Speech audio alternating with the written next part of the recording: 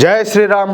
అందరికీ నమస్కారం. Welcome to news అఖండ. నేను మీ కస్తూరి శ్రీధర్. మిత్రులారా, మన భారత ప్రభుత్వం ఏకంగా 76 లక్షల కోట్ల రూపాయల మార్కెట్ పైన కన్నేసింది. ఇక చెప్పాలంటే మనకు తిరిగే ఉండదు. ఈ న్యూస్ కావాలంటే ఒకసారి మీకే బాగా అర్థమవుతుంది. ఓకేనా? ప్రస్తుతం ప్రపంచం అంతా కూడా క్లిష్ట పరిస్థితుల్లో ఉండాలి. ఈ చైనా నుంచి వచ్చినటువంటి కరోనా వైరస్ మూలంగా ప్రపంచ దేశాల ఆర్థిక వ్యవస్థలన్నీ కూడా తలకిందులైపోయినాయి. ఈ కరోనా వైరస్ తర్వాత ప్రపంచ దేశాలు కోలుకునే పరిస్థితుల్లో ఈ రష్యాకు ఉక్రెయిన్కు మధ్య యుద్ధం అయితే మొదలైంది. ఇక అప్పటి నుంచి మళ్ళీ ప్రపంచ దేశాలకు కష్టాలైతే మొదలైపోయినాయి. అదీగాక అభివృద్ధి చెందినటువంటి దేశాలన్నీ కలిసి రష్యా పైన ఏకంగా 10,000కు పైగా ఆంక్షలు విధించడంతో ఈ ముడి చమురు అదేవిధంగా గ్యాస్ ధరలు విపరీతంగా పెరిగిపోయినాయి. వీటితో పాటు బంగారం ధరలు కూడా పెరిగినాయి. ప్రస్తుతం బంగారం ధర ₹1,00,000 చేరింది. సరే, ఆ విషయం మీకు కూడా తెలుసు. అంతేకాకుండా రష్యా నుంచి లభ్యమయ్యేటటువంటి రేర్ ఎర్త్ మినరల్స్ ధరలు కూడా ఆకాశాన్ని అంటుతున్నాయి. ఈ విధంగా ముడి చమురు కావచ్చు, గ్యాస్, రేర్ ఎర్త్ మినరల్స్, అదేవిధంగా బంగారం ధరలు పెరగడంతో ఇక అమెరికన్ డాలర్ విలువ విపరీతంగా పెరిగిపోయింది. ఇప్పుడు ఈ అమెరికన్ డాలర్నే అంతర్జాతీయ వ్యాపారానికి ఉపయోగిస్తున్నారు. అంటే ఒక దేశం నుంచి మరొక దేశం ఏ వస్తువునైనా కూడా కొనుగోలు చేయాలంటే అప్పుడు ఖచ్చితంగా ఈ అమెరికన్ డాలర్నే ఉపయోగించాల్సి వస్తుంది అన్నమాట. మరి ఈ అమెరికన్ డాలర్ విలువ పెరిగితే ఇక ఆయా దేశాల ఎగుమతుల విలువ, దిగుమతుల విలువ కూడా అమాంతం పెరిగిపోతుంది. అంటే ప్రపంచ దేశాలలోని అన్ని వస్తువులు అదేవిధంగా ఉత్పత్తుల ధరలు పెరుగుతాయన్నమాట. ఇప్పుడు అదే జరుగుతుంది. ఈ అమెరికన్ డాలర్ ధర పెరగడం మూలంగా ప్రపంచంలోని అన్ని దేశాలలో ధరలైతే పెరిగిపోయి అన్ని దేశాలు కూడా ద్రవ్యోల్బణంలో చిక్కుకున్నాయి. కానీ భారత్లో మాత్రం ఆ విధంగా జరగల. కారణం ఏందయ్యా అంటే మనం రష్యా దగ్గర నుంచి చౌకగా ఈ ముడి చమురుని అయితే కొనుగోలు చేస్తున్నాం కదా.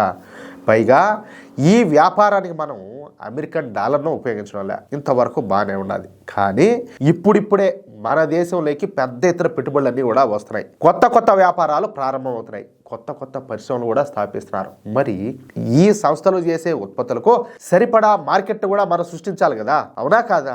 ఆ సంస్థలకు లాభాలను తెచ్చిపెట్టేలా చేయాలి కదా. అప్పుడే మన దేశంలోకి కొత్త పరిశ్రమలు అదేవిధంగా వ్యాపారాలన్నీ వస్తాయి. ఇప్పుడు నేను ఒక వస్తువు తయారు చేస్తా, దాన్ని నేను అమ్ముకోలేకపోతే ఇంకా ప్రయోజనం ఉండాలి. కానీ నేను తయారు చేసే వస్తువులకు మార్కెట్ ఉంటే ఎట్టుంటుందా?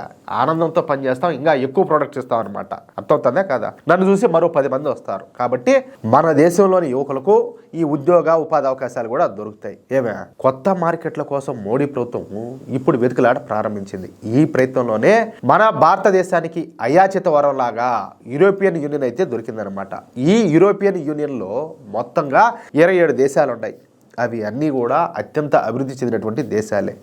ఈ దేశాలు ఏమిటి అంటే Austria, Belgium, Bulgaria, Croatia, Republic of Cyprus, చెక్ Republic, Denmark, Estonia, Finland, France, Germany, Greece, Hungary, Ireland, Italy, Latvia, Lithuania, Luxembourg, Malta, Netherlands, Poland, Portugal, Romania, Slovenia, Spain, అదేవిధంగా స్వీడన్ దేశాలు. ఈ యూరోపియన్ యూనియన్ దేశాల మార్కెట్ ఏకంగా $875 billion. అంటే మన దేశ కరెన్సీలో 76 లక్షల కోట్ల రూపాయలు అన్నమాట. ఏం మామూలు మాటలా? 76 లక్షల కోట్లు అంటే ఈ 76 లక్షల కోట్ల రూపాయల విలువ చేసినటువంటి ఉత్పత్తులను ప్రతి సంవత్సరం కూడా ఈ యూరోపియన్ యూనియన్ దేశాలు దిగుమతి చేసుకుంటూ ఉంటాయి. ప్రస్తుతం ఈ మార్కెట్ను చైనా అయితే కొల్లగొడుతుంది.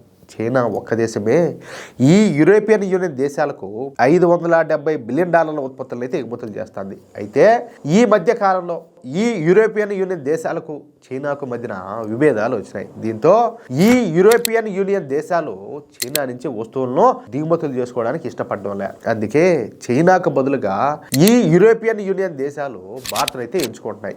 అంతే కదా, ప్రత్యామ్నాయం కావాలి కదా, అది విషయం. అందుకే మోడీ ప్రభుత్వం ఈ యూరోపియన్ యూనియన్ దేశాలతో స్వేచ్ఛా వాణిజ్య ఒప్పందం చేసుకోవడానికి అన్ని ఏర్పాట్లు కూడా చేస్తుంది. అదే సమయంలో ఈ యూరోపియన్ యూనియన్ కూడా భారత్ వైపు మొగ్గు చూపడంతో ఇక త్వరలోనే భారత్ అలాగే యూరోపియన్ యూనియన్ దేశాల మధ్య ఈ స్వేచ్ఛా వాణిజ్య ఒప్పందం అయితే కుదరనున్నదంట.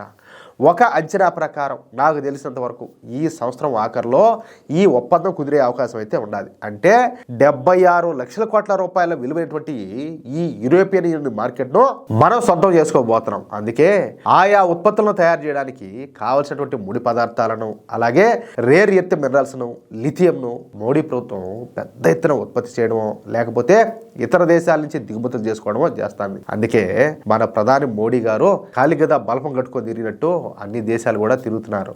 కానీ ఇవన్నీ తెలియనటువంటి చావట సన్నాసులు మూర్ఖ పొండా కొడుకులంతా కూడా మన మోడీ గారిని తిడతా సునకానందం పొందుతున్నారు. అది విషయం.